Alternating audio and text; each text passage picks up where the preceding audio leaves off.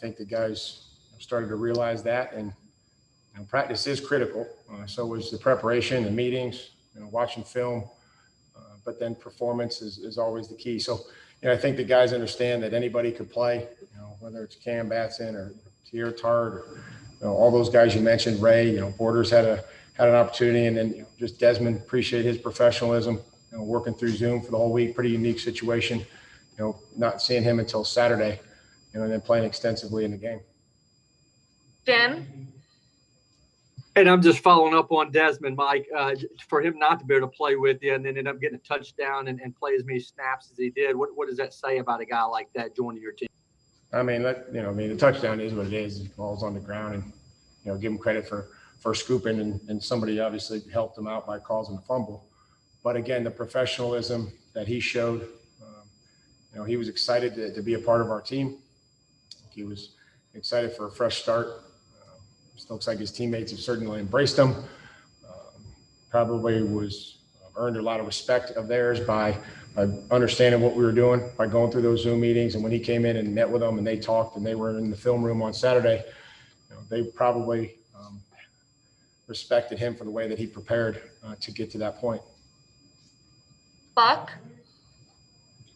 Yeah, Mike, I know you guys ended up putting up a fair amount of points, but with the offense, what was Chicago showing you that kind of slowed you guys down at the start? Same thing they'd shown throughout the year. It's excellent defense, good inside, good in the secondary, tight coverage. So, we knew that it was probably going to be tough sledding. Hit a play down there. There were some really good third down conversions. I thought Ferk, going inside there, we had some drops that we're have to clean up and try to eliminate. But they're an excellent defense. They're well coached and they got really good players. John Glennon. Yeah, Mike. In terms of the pressure, the sacks you guys were able to get today, how much did it help? Do you think being up in the game, which hadn't necessarily been the last couple of weeks? I don't know. Every week's different. We'll try to see what it looked like on film and who was winning and how the games worked and coach everything up from there, and then get on to Cincinnati or get on to Indianapolis in a real short week. Terry? Mike, early on, it seemed like that Ryan and the receivers were a little bit off. How much of that do you attribute to the Bears getting pressure on him, and how much do you think it's just the timing a little bit not right? I think I'll watch the tape and we'll figure it out. But usually those are the things that somewhat contribute to that. I think there were some drops. I think there were some balls that I would expect our guys to catch. Paul? Mike, I'm just wondering about all the new guys with the new opportunity. How much juice can that bring, particularly on defense, with them being so eager to make a contribution? I mean, I hope whoever's out there is eager to play. But it's always great when guys take advantage of their opportunities, because then they earn, more opportunities. Joe Rexrode? Mike, I know you'll see more, when you look at the tape, but just from your vantage point today, how impactful was Harold out there? How important was it for him to play like that? Well, again, remember, we have high expectations for Harold. It means a lot to him. He's conscientious. He plays hard. We move him around different places. And, I really would want to watch the film to see how, it looked. But again, it did look like he had an impact and was helping us. And, but it takes all 11 coordinated guys and executing the game plan and playing together, communicating. Corey? Mike, it looked like Daquan Jones had one of his better efforts. I mean, how dominant was he for you? Was that among his best? We'll look at the film and see how it was, but we have high expectations for Daquan. I'm sure there's some things that he did well. I noticed him. Thought he's improved. He's shedding the ball, shedding the blocker and making plays, at or around the line of scrimmage. He's one of our captains. And he provides a great leadership, and so I think anytime that we can, coming out of that with Daquan being healthy, moving on to the next week is positive. Kyle, Mike, it seems like one of the hardest leaps to make is from good to great. It feels like you also might have a couple guys who are in the process of doing that, A.J. Brown and Jeffrey Simmons. Do you see them making that leap? And if so, how are they getting there? How are they elevating? I mean, we're not going to crown anybody in their, halfway through their second season. Those players are very important to us. Love coaching them, love seeing them every single day. They work hard. They work hard in the off season in the weight room. They've got a very unique skill set with the size that each player possesses. So I'm thankful that I get to coach them. They continue to want to improve and get better.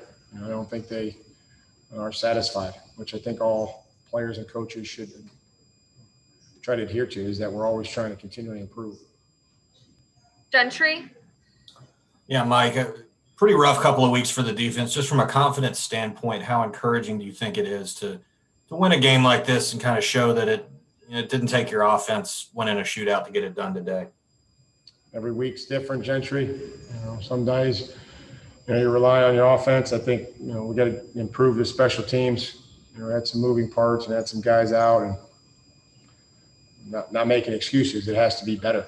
We have to be able to, to protect our punter better. We got to kick better. Certainly giving up the fake punt isn't what we're looking for. So every week is a new week, and but I think the guys were excited to be able to play well on third down, at least early. 2 minutes at the end there is somewhat frustrating.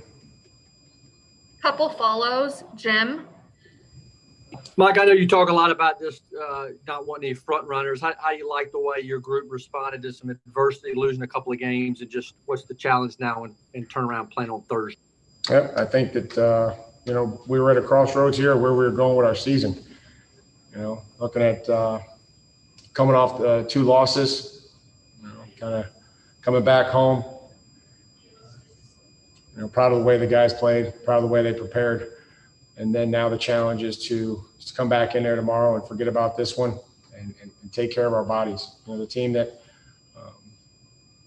gets healthy the quickest and obviously prepares in the short amount of time that we have is going to have an advantage in the football game. Teresa, Hey, Mike, Roger Saffold, I don't think he returned in the second half. Any update on him yet? No. Terry, Mike, you seem like you patched a lot of things together, both on defense and special teams, with all the changes that were made. How did the special teams unit hold up, especially with the kicking and the punting, in your opinion? Just mentioned that it had to be better, but getting in there with a new snapper, a new punter, and a holder, I would say that operation was okay. We have to protect the punter better. There were some moving parts in there on the punt team. Our guys covered hard. We had some really nice gunner coverage. I noticed. Unfortunately, the one guy called back with the penalty. But, Chris Milton and Nick and all those guys flying down there to try to disrupt the returner. last one. Corey, Coach, were you trying to manage Derek's snap load today with the quick turnaround to Thursday? I think we're always conscious, of that and what it's going to take to win the game. We got a little bit of a lead.